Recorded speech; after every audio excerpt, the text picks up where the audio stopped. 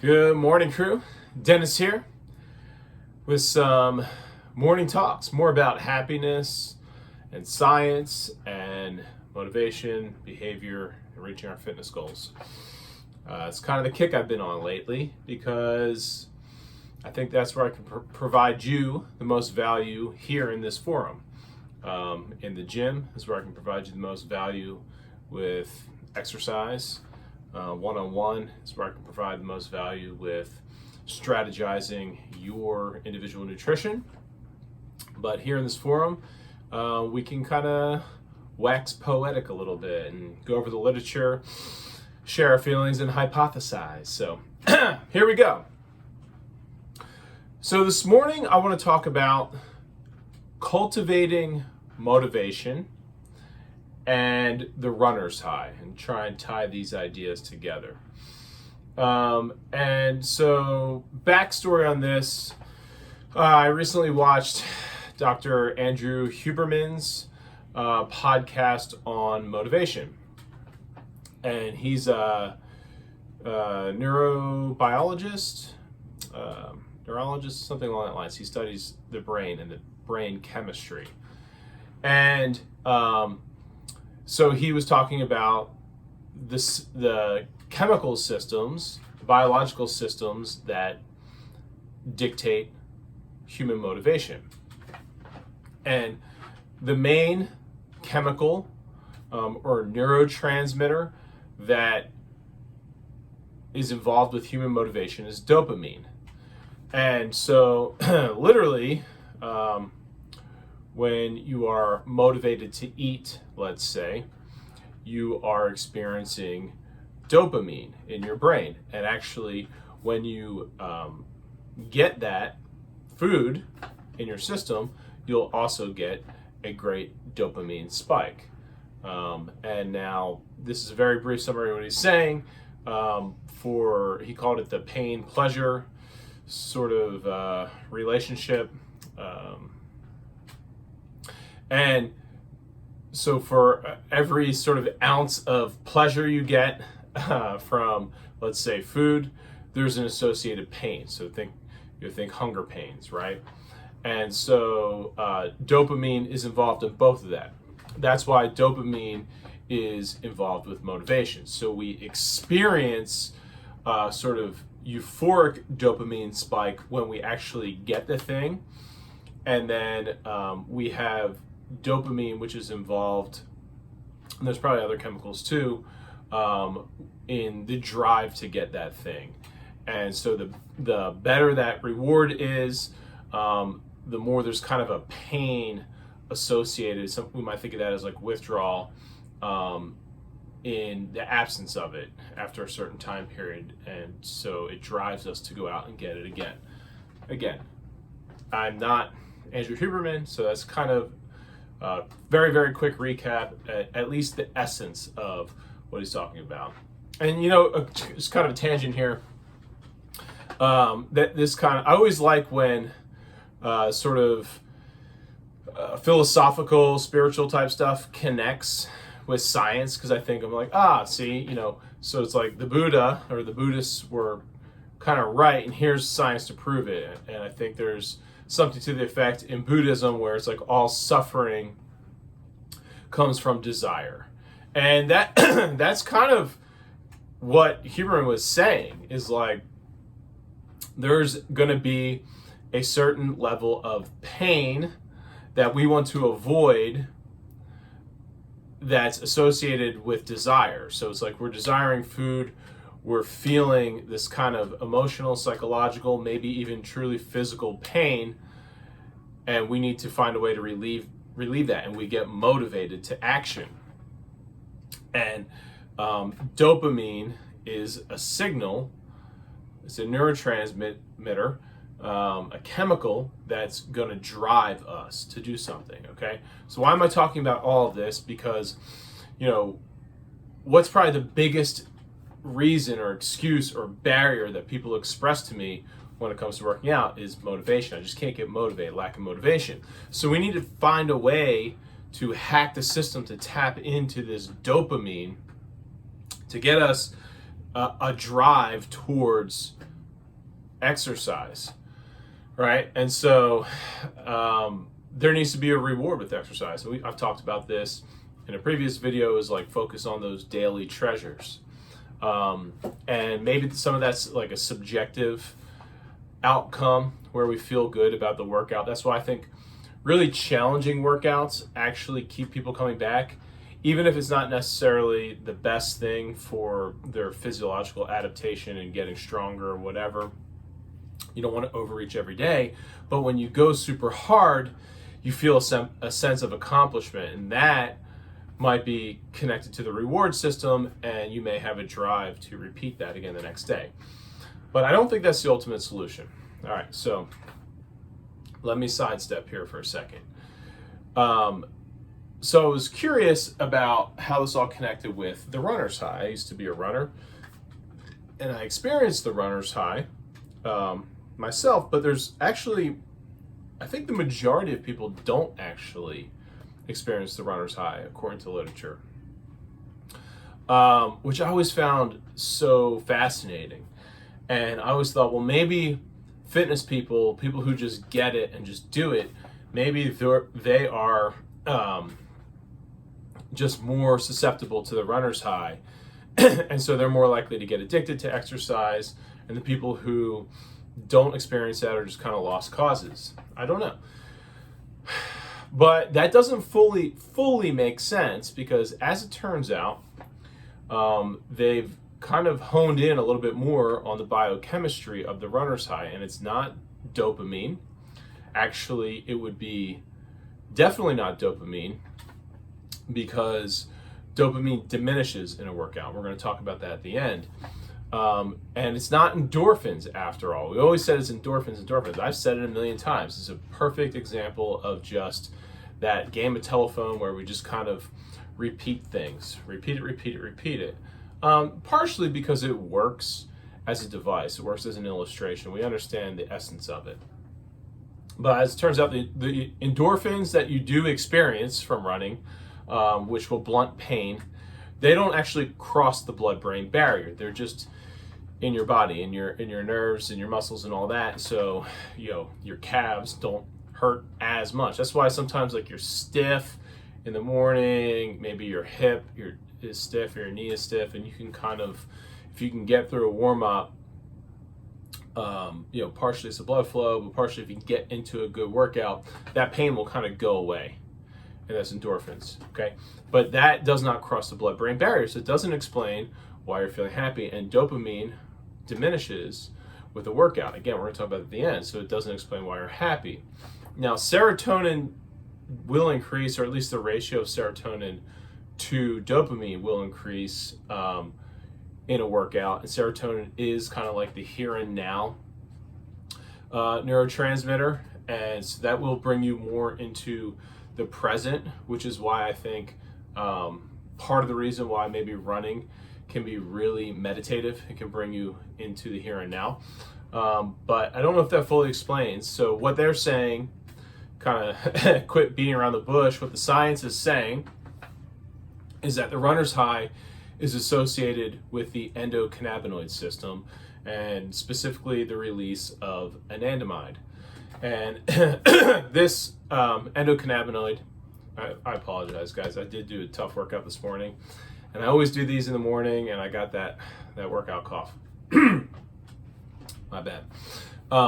Anandamide, this endocannabinoid, does cross the blood-brain barrier and is associated with euphoric feelings. Is that it's a natural cannabinoid that's similar to THC, to cannabis, right? And that's why, so cannabis it's not synthetic per se, but it's external, it's something from the environment, and that will have a much more powerful effect on the body when it attaches to those endocannabinoid receptors.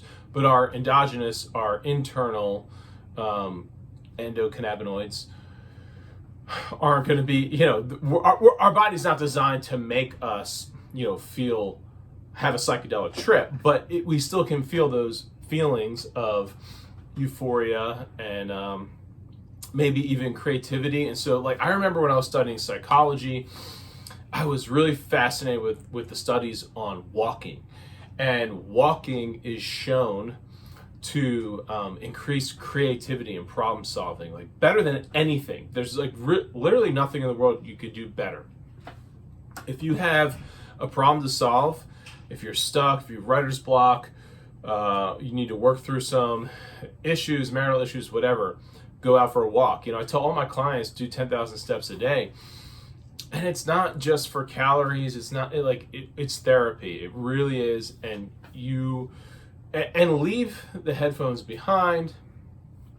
Get out in nature, and just open yourself up and get out of your own way. But maybe part of that creativity is also connected to the endocannabinoid system, because we are sort of triggering a new pattern of thinking, brain patterns. Anybody who's experimented with psychedelics will kind of understand what I'm saying there. So it turns out the runner's high is associated with anandamide.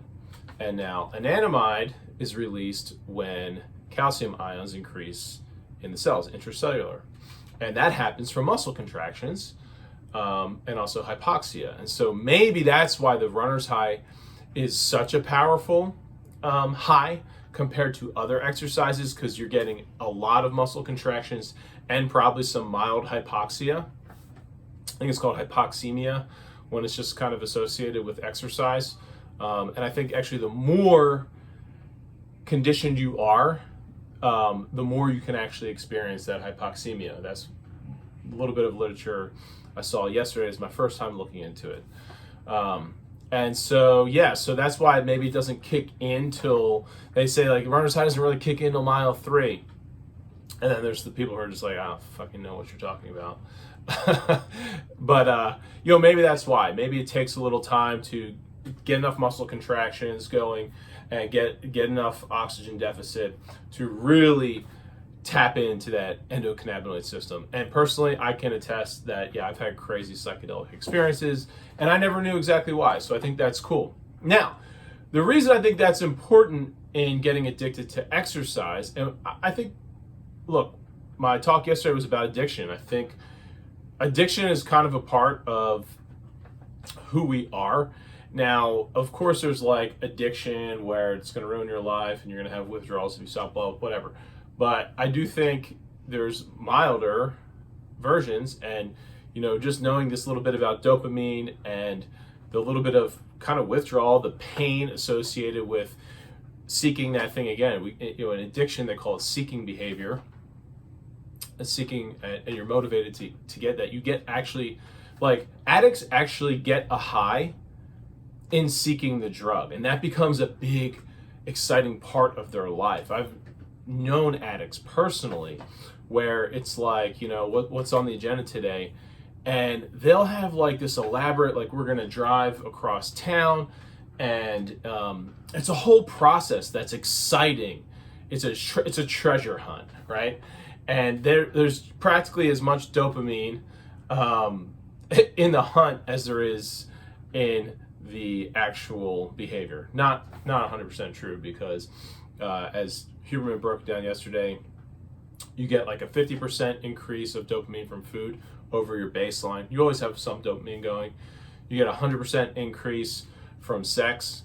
You actually get 150% increase from nicotine, and then it's like 1,000 folds depending on what drug you're doing, if you're doing meth or coke or whatever. But yeah, I mean, I guess we could say like crackhead strength is real, maybe. Because so maybe I should explain something there about the crackhead strength. So there's this idea of central fatigue. Actually, I'm going to come back to central fatigue. Let me finish on the runner's high thing. Sorry, guys. Why I think the runner's high is important is, even though it's not dopamine, we anecdotally and in the world of psychology and addiction, it's accepted that there's at least some psychological addiction to the good feelings associated with cannabis. And so the logic would follow that you could get psychologically addicted to the good feelings that are associated with the runner's high, your natural endocannabinoid system, right? And so even though it's not per se on this dopamine system that Huberman talks about, it's still a rewarding feeling, and you'll desire to do it again, okay? So, yeah, period. And that's why I think it's cool. And so, I guess what I want to say about that is maybe now that we kind of understand the mechanisms, we don't exactly have to be runners. We don't have to run. But if it is truly from muscle contractions, maybe it's an argument for high volume training. And I think this is important for me as somebody who understands that strength adaptations and your nervous system needs some lower rep, kind of more frequent workouts that wouldn't traditionally be called high volume, right?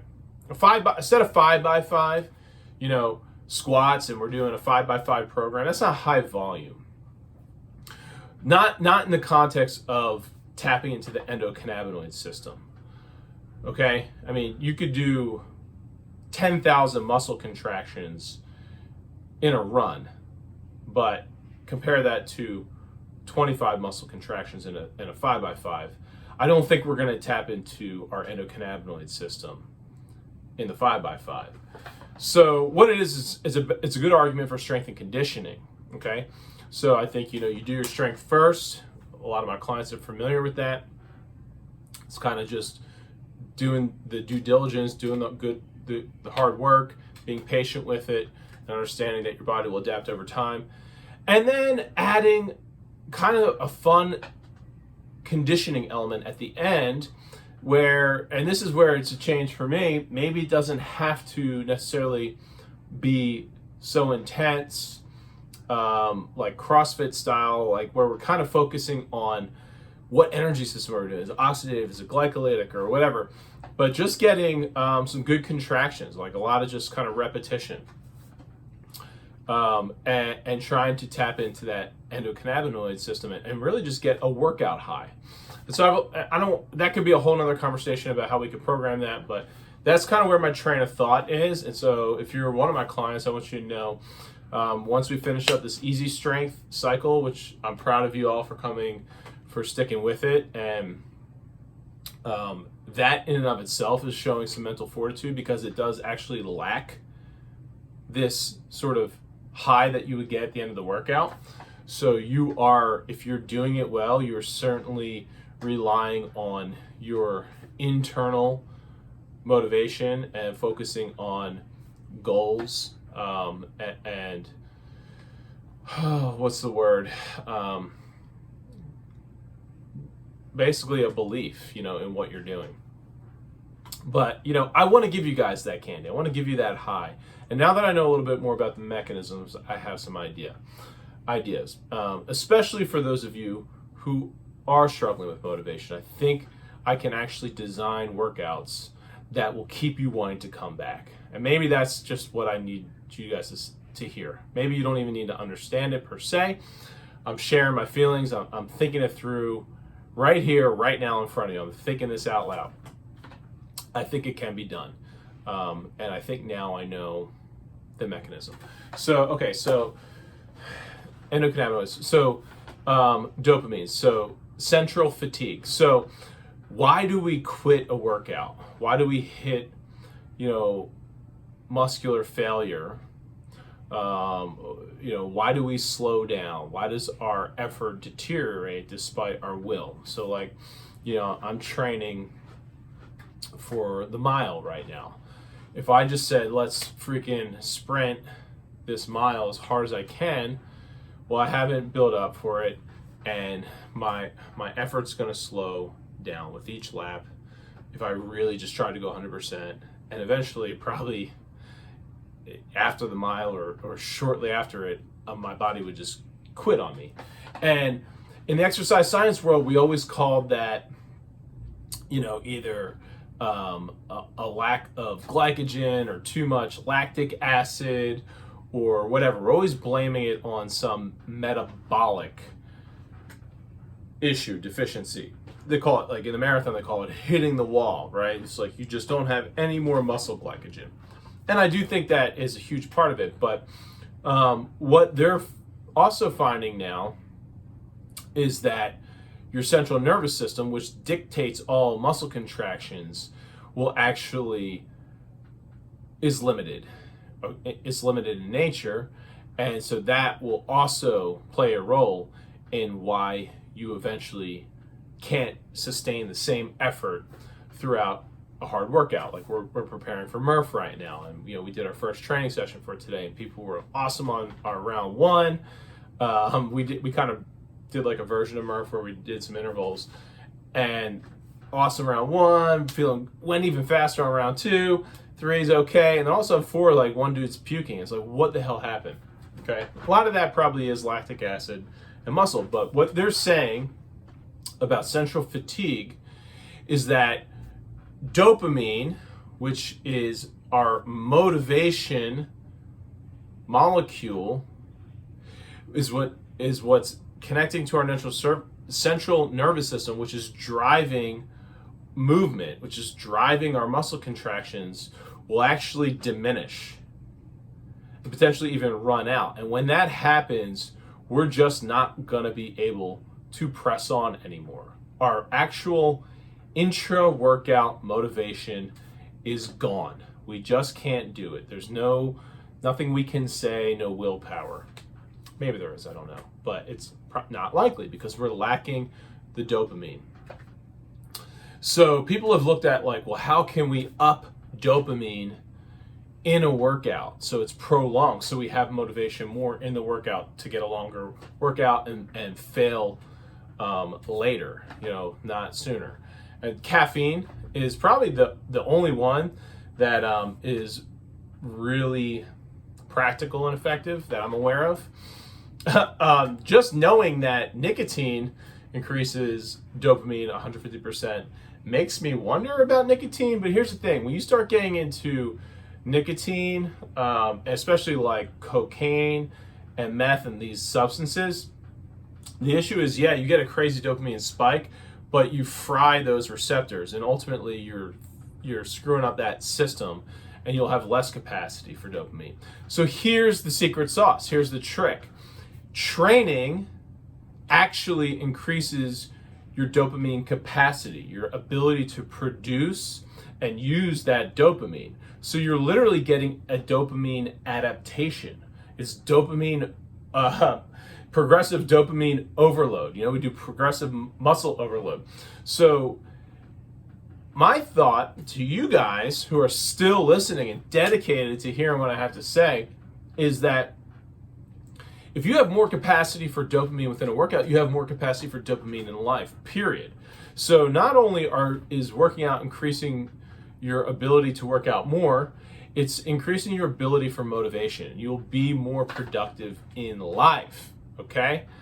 And I kind of wish I said that in the first 30 seconds of this talk, because that's probably what everybody needs to hear. But well, that's your reward for sticking with it. So that's what I want to talk about. How do we cultivate motivation? It is a chicken egg thing with what I just said, because if you work out more, you'll have more motivation. Literally, physiologically, you will adapt to be able to have more motivation. It's a physical occurrence. It's the ability to produce and utilize dopamine, okay? We can actually cultivate that through doing the act. But what if you don't have it in the first place? If you don't have it in the first place, I have a couple thoughts. You need to connect your workouts to your current drives, your current dopamine. So here's an example. Working out in the morning before breakfast. We know when you get up, inevitably you're going to have a drive to eat. You're going to get hungry. So dopamine is going to release. You're going to be motivated to action, and it's not going to be satisfied until you get that food. Now that's when you should work out. I actually, I love when I figure these things out, and I'm like, I was always already doing that, and I didn't even know why. I exercise fasted. I get up in the morning, and personally, I just drink a coffee. I drink coffee, bam, boost my dopamine, boost my alertness, boost my good feelings, and I go work out, and then I eat afterwards. And then I get a reward afterwards, but with more dopamine. Okay? And now that's a morning process that I want to repeat. So forget all that, junk about, well, I need to eat so I have energy to work out and get my muscle. If you are struggling with motivation, then forget all that.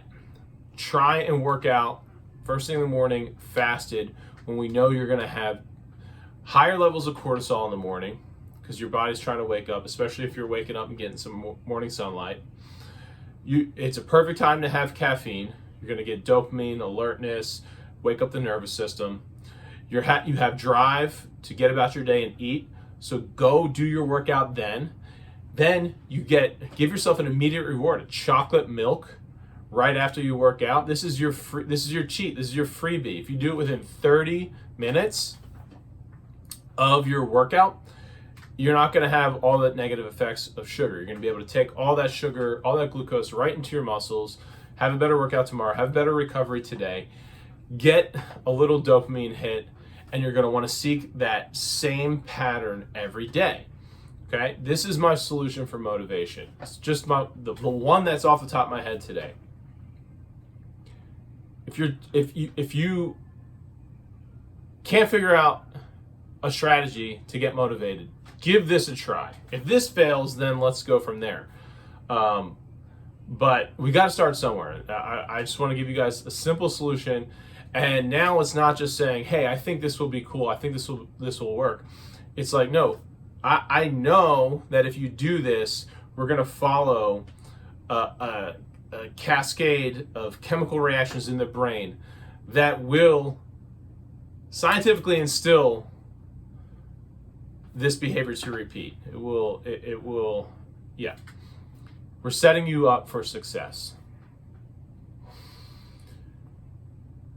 And then my responsibility, if you're working out with me, will be to try and get you guys to tap into that high, that endocannabinoid system. And shit, man, if that doesn't work, well, we'll go from there. But I think we're onto something. And I really appreciate those of you who are listening to these and give me some feedback. I've wanted to do this for a long time, and it's just kind of freaky to just put your true thoughts out there to the world.